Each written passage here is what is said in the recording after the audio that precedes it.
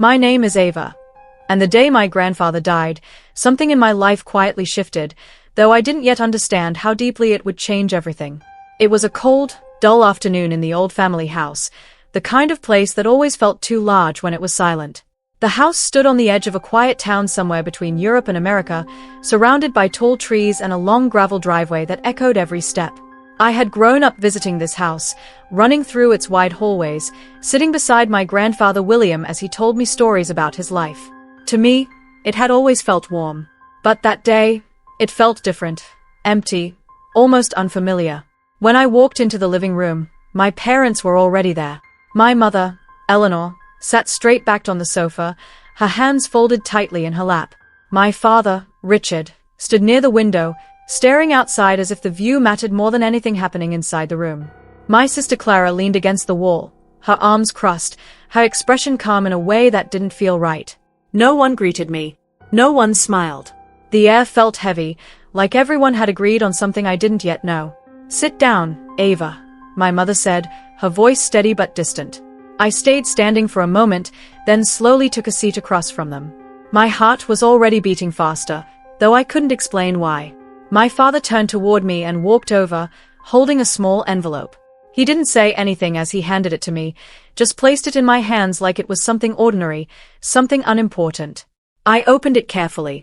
Inside was a check. $900. For a moment, I thought there had been some mistake. I looked up at them, confused, waiting for someone to explain. "What is this?" I asked, my voice quieter than I expected.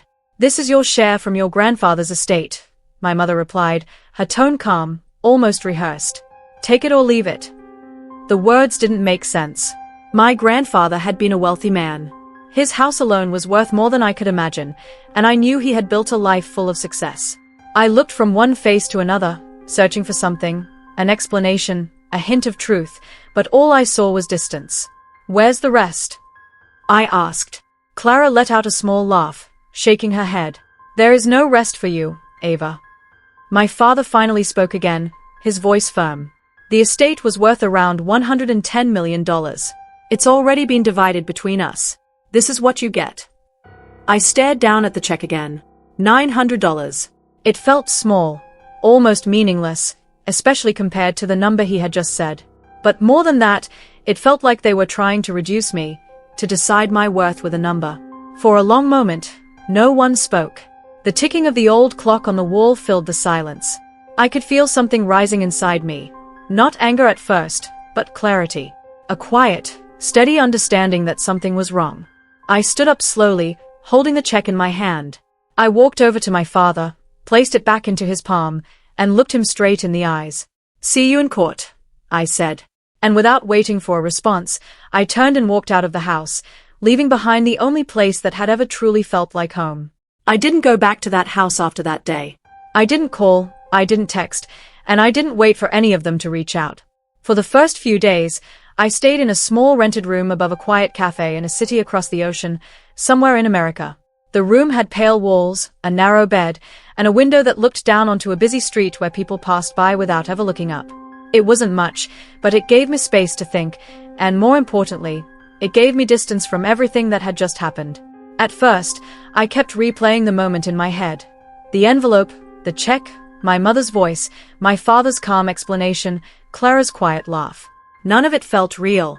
I had always known my family wasn't perfect, but I had never imagined something like this. My grandfather had trusted them, and somehow, they had turned that trust into something cold and calculated. The more I thought about it, the more one question kept returning. Why? By the third day, I stopped asking myself that question and started focusing on something else, what I was going to do next. I didn't know much about legal matters, but I knew enough to understand that I needed help. So I started searching. I spent hours reading about estate laws, inheritance disputes, and cases that sounded similar to mine. Most of them ended badly for people in my position, especially when the rest of the family had already taken control of the money. But something about my situation felt different. I couldn't explain it yet, but I felt it clearly. That's when I found her. Her name was Margaret Hale. She worked in a tall office building in the center of the city, the kind with glass walls and quiet elevators. When I walked into her office for the first time, I felt nervous, like I was stepping into something much bigger than myself. But the moment she looked at me, that feeling started to settle. "Tell me everything," she said. And I did. I told her about my grandfather, about the house, about the way he used to speak to me like I mattered. I told her about the day he died, and the day my parents handed me that check. I told her about the $110 million, and how calmly they had said it, as if it didn't change everything. She listened without interrupting, her expression steady, her eyes focused. When I finished, there was a brief silence. Then she leaned back slightly and said, "If what you're saying is accurate, this is not just unfair, it may be illegal." I felt a small shift inside me. "What do we do?" "We start with the will," she replied. "Everything depends on what your grandfather actually wrote." It took time to get a copy. Longer than I expected. Weeks passed, and during that time, I tried to build some kind of routine. I found a small job at a bookstore nearby, just to keep myself occupied. I would spend my mornings stacking shelves and my afternoons reading, but no matter what I did, my thoughts always returned to the same place. Every night, I thought about my grandfather. I remembered the way he used to sit in his chair by the window, the ocean stretching out behind him. I remembered how he would tell me, "Ava, always pay attention to people's actions, not just their words." At the time, it had sounded like simple advice. Now, it felt like something much deeper. Finally, one afternoon, Margaret called me. "We have it," she said. I went to her office immediately. My hands felt cold as she placed the document on the desk between us. It looked ordinary, just pages of printed text, but I knew it held everything. "Take your time," she said. I started reading. The first few lines were formal, filled with legal language that was hard to follow. But then I reached the part that mattered. My eyes slowed, focusing on every word, making sure I didn't miss anything. And then I saw it. Clear. Direct. Impossible to misunderstand. My grandfather had named me as the sole beneficiary of his entire estate. Not a portion. Not a share. Everything. For a moment, I couldn't breathe. I read it again, just to be sure. Then again. Each time, the meaning stayed the same. I looked up at Margaret. They knew. She didn't answer immediately. She simply watched me, as if waiting for me to reach that conclusion on my own. "They had to know," I said, my voice quieter now. "There's no way they didn't read this." Margaret nodded slightly. If they had access to the will before distributing the estate, then yes, they knew, or at least they should have known. The room felt different now. Heavier, but clearer at the same time. The confusion I had felt for weeks began to settle into something sharper, something more defined. "This wasn't a mistake," I said. "No," Margaret replied. "It doesn't look like one." I leaned back in my chair, staring at the document. My grandfather had trusted me with everything he had built over his lifetime. And the people who were supposed to protect that trust had ignored it completely. "What happens next?" I asked. "We file a case," she said. "We present the will, we challenge the distribution, and we let the court decide." I nodded slowly. It sounded simple when she said it like that, but I knew it wouldn't be. This meant facing my family, standing in a courtroom, and exposing everything they had done. That night, I returned to my small room above the cafe. The city noise drifted up through the window, steady and distant. I sat on the edge of the bed, the copy of the will resting in my hands. For the first time since everything had started, I didn't feel lost. I felt certain. This wasn't just about money anymore. It wasn't even about winning. It was about making sure the truth was seen, clearly and completely. And no matter how difficult it would be, I knew one thing for sure. I wasn't walking away. The day of the court hearing arrived faster than I expected, even though I had spent weeks preparing for it. Still, nothing truly prepares you for the moment when something personal becomes public, when your private pain is placed under bright lights and examined by strangers. That morning, I stood outside the courthouse in a city in America, staring up at the tall stone building. It looked cold and unwelcoming, like it had no room for emotions, only facts. Margaret stood beside me, calm as always. "Ready?" she asked. I took a slow breath. "I think so." Inside, everything felt quiet in a different way than the house had. This silence wasn't heavy, it was controlled. People moved with purpose, voices stayed low, and every step echoed slightly against the polished floors. When we entered the courtroom, my eyes immediately found them. My parents sat together on the left side. My mother, Eleanor, looked composed, dressed neatly as if this were just another formal gathering. My father, Richard, sat upright, his expression serious but unreadable. Clara sat beside them, her posture perfect, her face calm in that same distant way I remembered. None of them looked at me. For a brief moment, something inside me tightened. These were the people who had raised me, who had once been my whole world. And now we were sitting on opposite sides of a courtroom, waiting for a judge to decide what was true. Margaret and I took our seats. The judge entered, and everyone stood. When he began speaking, his voice was steady and firm, the kind that made it clear he had no patience for confusion or dishonesty. The case was called, and just like that, everything began. Their lawyer stood first. He spoke smoothly, confidently, presenting their side as if it was simple. He described the situation as a misunderstanding, something caused by complicated documents and emotional stress after my grandfather's death. He made it sound almost reasonable, like no one had intended to do anything wrong. But as I listened, I felt something shift inside me, not doubt, but clarity. His words didn't match what I knew. Then it was Margaret's turn.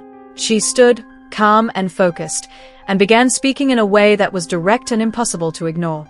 She didn't raise her voice or rush her words.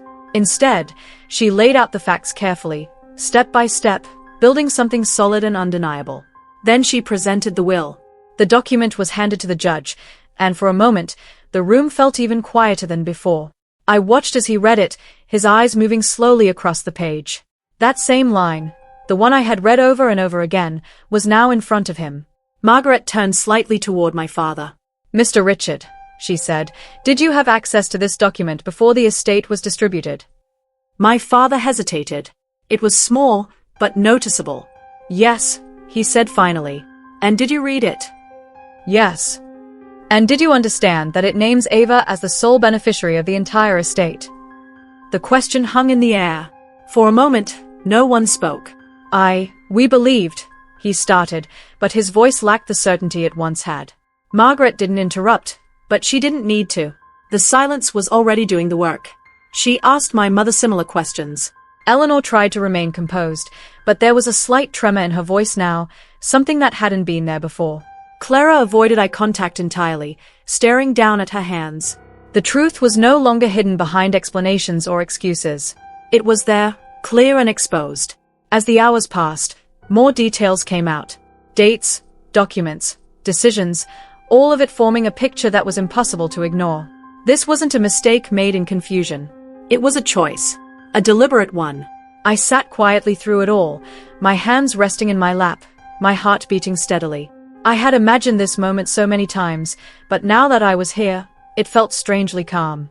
There was no anger left, no need to argue or defend myself. The facts were enough. Finally, the judge began to speak. The entire room seemed to hold its breath. "This court has reviewed the will and the actions taken following the death of the deceased," he said. "The language of the will is clear and leaves no room for interpretation." My chest tightened slightly. The estate was intended in full for Ava. No one moved. The distribution carried out by the defendants was not in accordance with the will and is therefore unlawful. I felt my breath catch, just for a second. All assets are to be returned immediately to the rightful beneficiary. Just like that. It was over. A quiet wave of realization moved through me. The weeks of waiting, the uncertainty, the fear, it all came down to this moment. I turned my head slightly and looked at my family. My father stared straight ahead, his expression blank now. My mother's composure had finally cracked. Her face looked pale, her eyes distant. Clara no longer looked confident. She looked small, uncertain, like she didn't know where to look or what to do. They had lost everything. But as I sat there, I didn't feel the victory I had imagined. There was no sense of triumph, no satisfaction in being proven right. Instead, there was only distance, the kind that can't be fixed. Margaret placed a hand lightly on the table. "It's done," she said quietly. I nodded. But deep down, I knew something important. Winning the case didn't mean I got everything back. Some things had already been lost long before we ever stepped into that courtroom. The courtroom victory was only the beginning. Even after the judge ruled in my favor and ordered my family to return everything, I quickly realized that winning the money didn't fix the other fractures in my life. I now owned my grandfather's estate, his coastal house, his investments, everything he had built over decades, but the emotional cost was heavier than I had anticipated. My parents refused to speak to me. Clara, my sister, had disappeared from my life entirely. It was as though our family had never existed beyond the walls of that courtroom. I moved into my grandfather's house a few weeks after the ruling. It felt strange walking through those hallways alone, knowing that every room held memories of him but no longer held the warmth of a living family. The house was grand, with large windows that looked out over the endless ocean and wooden floors that creaked underfoot. I wandered from room to room, touching objects that had once belonged to him. Books stacked on a shelf, the old armchair he always sat in, his desk cluttered with papers and photographs. Everything was exactly as he had left it, and for the first time, I felt a strange kind of peace. Despite the grandeur of the estate, I wanted the house to feel lived in, like it once had. I unpacked a few of my things, moved furniture around, and opened the windows to let the sea air in. It wasn't about wealth or possessions anymore. It was about reclaiming a sense of home, about honoring my grandfather's memory in a way my parents could never understand. I spent my days walking along the coastline, sometimes sitting on the rocks at the water's edge, letting the waves crash against my feet while I thought about everything that had happened. The money was, of course, a life-changing factor. I had $110 million now, enough to secure my life in ways I had only dreamed of. Yet, strangely, the dollars themselves didn't feel as important as the sense of justice I had finally achieved. I started making plans, not extravagant plans, but practical ones. I invested some of the money in the local community, in businesses near the coast, and in charitable projects my grandfather had always cared about. I wanted to use it in ways that mattered, not just to fill a bank account. The satisfaction came not from the figures on a statement, but from the impact I could make. Still, there were difficult moments. The holidays came and went, quiet and lonely. I would catch myself imagining my parents or Clara walking into the house, expecting things to return to normal. But they never came. I realized that they weren't just estranged, they had chosen to remain distant. They had valued money over family, and once that choice was made, nothing could undo it. The house was mine, the money was mine. And yet a part of me grieved for the family I had lost, not because of the case, but because of the choices they had made. One morning, I found an old photograph tucked behind a stack of papers in my grandfather's study. It was a picture of the three of us, my parents, Clara, and me, on a summer vacation when I must have been 10. We were smiling, carefree, unaware of the future. I held the photo for a long time, feeling a wave of nostalgia, then placed it back carefully. Memories like that were a reminder that life could be both beautiful and painful, and sometimes the two existed simultaneously. Over time, I began to create new traditions in the house. I planted a small garden, where I grew flowers my grandfather had loved. I painted some walls in bright colors, something I had never been allowed to do as a child. I invited friends from the city to visit, sharing meals in the kitchen and watching sunsets from the balcony. Slowly, the house began to feel like my own, not just a monument to my grandfather. It became a place where life continued, rather than a place frozen in memory. Yet, every so often, I would hear about my family through the quietest channels. A mutual acquaintance would mention a relative who no longer spoke to me. I would feel a pang of sadness, but it was tempered by understanding. They had made their choices. I had made mine. In the end, the judge had restored my grandfather's wishes, but life had given me something even more important: clarity. I often sit in my grandfather's favorite armchair, looking out at the ocean, reflecting on everything that had happened. The check for $900, once a symbol of betrayal, now seemed like a strange prelude to the truth. It was the moment I realized I couldn't rely on others to do what was right. I had to stand up for myself, even if it meant facing the people I loved most. In the stillness of those evenings, with the wind carrying the scent of salt and the sound of waves crashing against the cliffs, I feel a quiet sense of triumph that has nothing to do with money. I have reclaimed my life, my inheritance, and my sense of self. My parents and sister may have lost their chance at reconciliation, but I gained something they cannot take away: a life lived on my own terms, guided by truth and justice, and grounded in the love of the grandfather who believed in me all along. The house is mine. The money is mine. But more than that, the future is mine. I've learned that sometimes winning is not about revenge or validation, it's about reclaiming what is rightfully yours, finding peace, and building a life you can be proud of. And as I sit by the window watching the sun set over the endless ocean, I know my grandfather would be proud.